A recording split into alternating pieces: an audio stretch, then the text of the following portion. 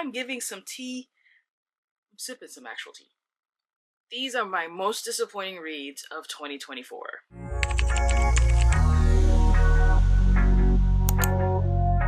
Hi, welcome. My name is Crystal and this is Lee Loves Books, where I primarily talk about indie romance books. And today I'm going to be talking about the books that I had high hopes for and they failed to hit the mark.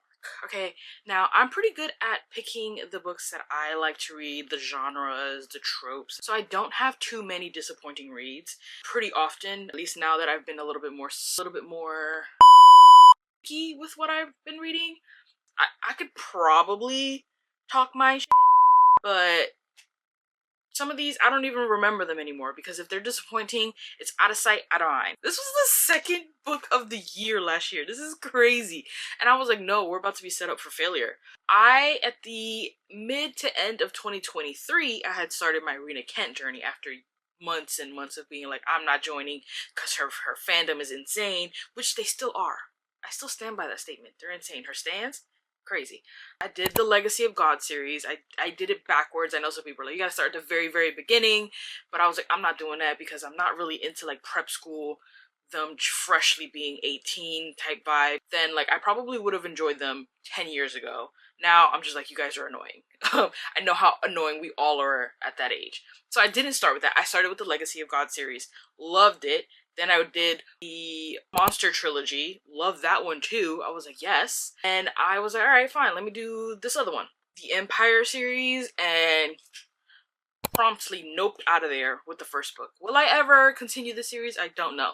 But the Empire of Desire, this gave me really bad secondhand embarrassment because it's a father's best friend age gap. So you would think that they were in their 40s, but like the dad was a teen dad. He had her very, very young. So he's like 38, I think, at this time. And his best friend's around that same age too. 36, 38. The dad, something happens. He has an accident. He's in a coma. And the company, because they're millionaires, billionaires, is at stake. She technically is the heir of the company, but she's technically not at the age where she's able to take over. Because she's like 18. Freshly 18. Or like 20. I know it's like 18 to 20 because her 18th birthday, she kisses the best friend, the dad's best friend, and he shoots her down so brutally that I would have never recovered if that had happened to me. Embarrassing. And the fact that like she just threw herself at him this entire time, kissed him, and he was like, don't ever do that. Like he was disgusted, honestly. I cannot continue. I have friends that said it was great. They really loved it. Give it another shot. I'm like, no, life's too short to read books that give me cringy secondhand embarrassment like that. And I think I gave it maybe 10%. I got far as like chapter 2 and I was like, no.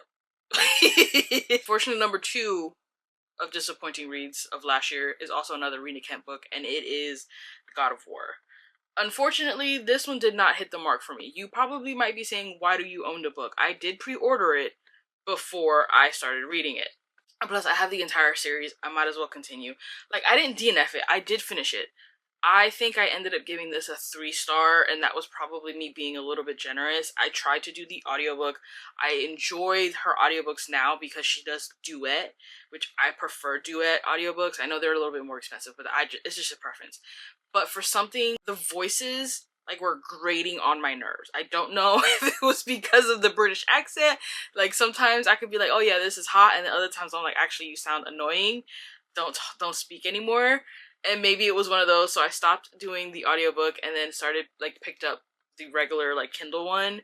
And I don't know, it was not believable because throughout the entire series, obviously Ava's like, absolutely, she detests him. You find out why, because again, this is another one where it's only like a 60-year age gap. So I think when she was like 17 and he was like 23, she shoots her shot. Everyone's telling her no. Don't do that. She's not listening. She gives him the little love letter that she wrote.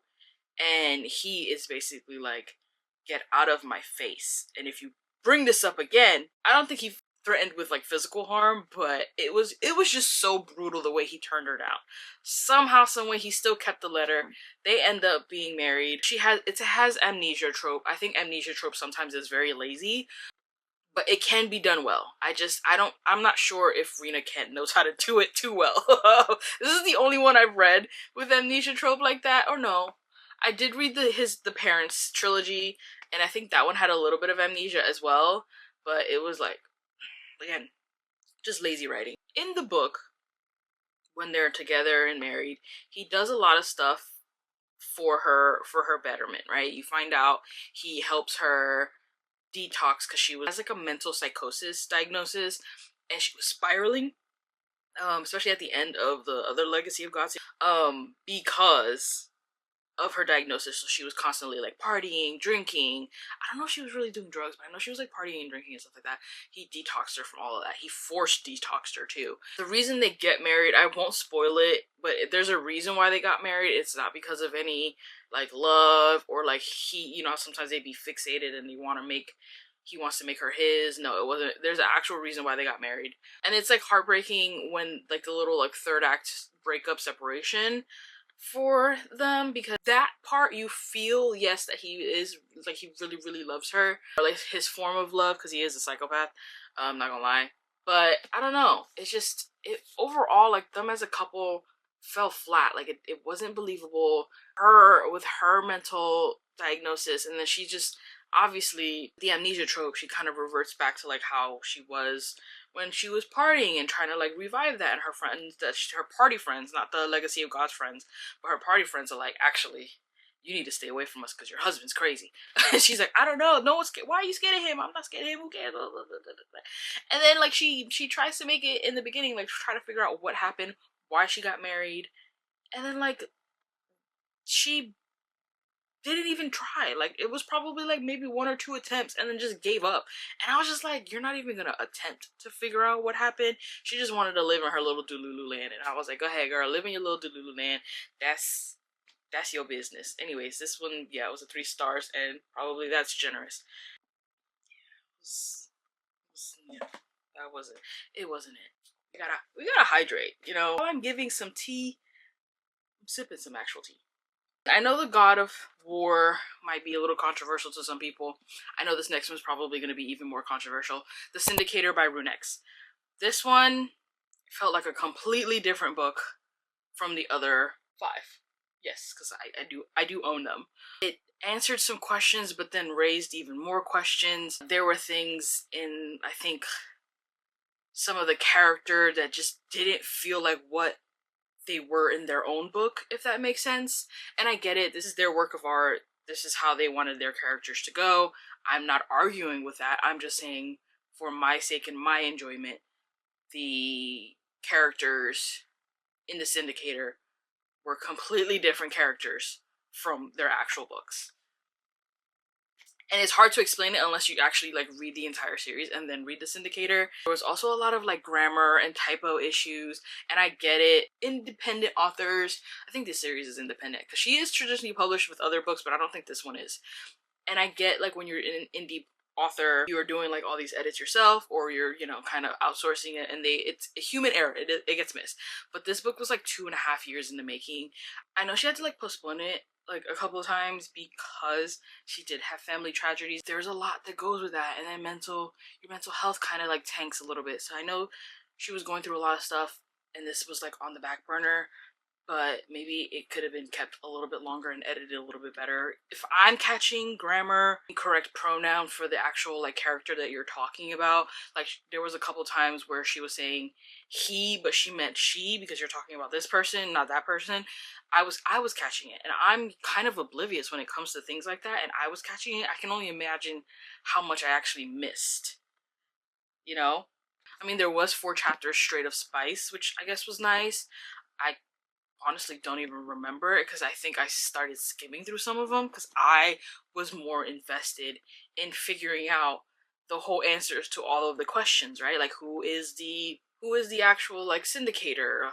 How did this come to be? How did the Morana and other people, how were they able to escape, and who was actually involved, and can it actually be dismantled, and all that. Like, I was more invested in that than Spice, than the actual couples, their little HEA type thing or whatever. And there was like side character deaths that I was like, whoa, okay, this is a little disappointing, but fine. Not everyone's going to live in a series. Okay. So yeah, I don't know. It was just very disappointing. There was a lot of grammar issues, and it just, you got some questions answered, but you also then new questions propped it up, So I don't know. I just sometimes, again, boop boop, Control Alt Delete when it's a little bit disappointing. So I probably should have written it down as I read these, like why I was like totally disappointed, but I can just tell you right now that I was disappointed. I don't know. Anyways, if you wanted to talk about these, let's talk in the comments. If you like these, we can talk about it. I'm totally cool with that. If you didn't like that, let's keep chatting about it. The only thing I will not accept is anyone that is bullying anyone off of their own opinion as to whether they like or dislike it. So don't do that. Anyways, thank you for listening to my tea on the 3 disappointing books of 2024. I hope you have an amazing day. Thank you so much for watching. Bye!